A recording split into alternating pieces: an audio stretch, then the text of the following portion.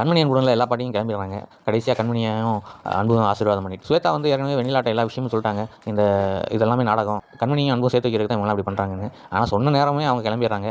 அவங்க கிளம்புன அடுத்த நிமிஷம் அன்போட பாட்டிக்கு ஃபோன் போயிருது. அவங்களாம் கிளம்பிட்டாங்க, நீங்கள் வாங்கன்ட்டு. சிவகாமிக்கு சரியான உண்மையை வந்து வெண்ணிலா வந்து அந்த பாட்டிகிட்ட சொல்லி அதன் மூலம் ஏதாவது திருப்பு முனையை கொண்டு வருவாங்களா, கண்மணியை வெளியேற்றுவாங்களான்னு சொல்லி எல்லாரும் காத்துக்கிட்டு இருப்பாங்கன்னு நினைக்கிறேன். ஆனால் அன்பு வந்து கண்மணி அவங்க கூட இருக்கிறத வந்து நினச்சி சந்தோஷப்படுறாரு. அந்த சந்தோஷத்துக்கு வெண்ணிலா வந்து ஆப்படிக்கிற மாதிரி சொல்கிறாங்க.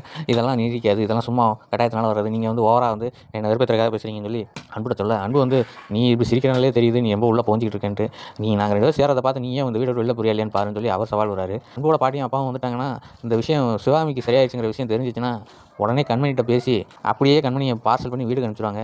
ஆனால் அதுக்கு முன்னாடி ஏதாவது பண்ணுமேங்கிறக்காக அந்த கார்த்திக் விஷயம் தெரிஞ்சிச்சு. கார்த்திக் வந்து அன்புட்ட போய் உன்கிட்ட சொல்லலாமா இல்லையான்னு தெரியல, ஆனால் சொல்லி ஆகணும், வேறு வழி கிடையாது அப்படின்னு சொல்கிறாங்க. என்னடா சொல்ல போகிறீங்க, இல்லை பெரியம்மாவுடைய ஹெல்த் கண்டிஷனை பற்றி தான், அப்படி என்னடா ஆச்சு அப்படின்னு கேட்குறாங்க. நீயே நேரில் பாருன்னு சொல்கிறாங்க. அன்போட அம்மா நடந்து வந்துடுறாங்க. அதை பார்த்து அன்பு ரொம்ப ஷாக் ஆகிறாரு. அன்போட அம்மா வந்து நடிக்கிறாங்கன்னு அன்புக்கு தெரிஞ்சிருச்சுன்னா அதை வந்து அவர் ஏற்றுக்குவாரான்னு தெரியல. ஏன்னா கண்மணி வந்து ஏற்கனவே போய் சொன்னதுக்காக தான் வீட்டை விட்டு வெளில போனாங்க.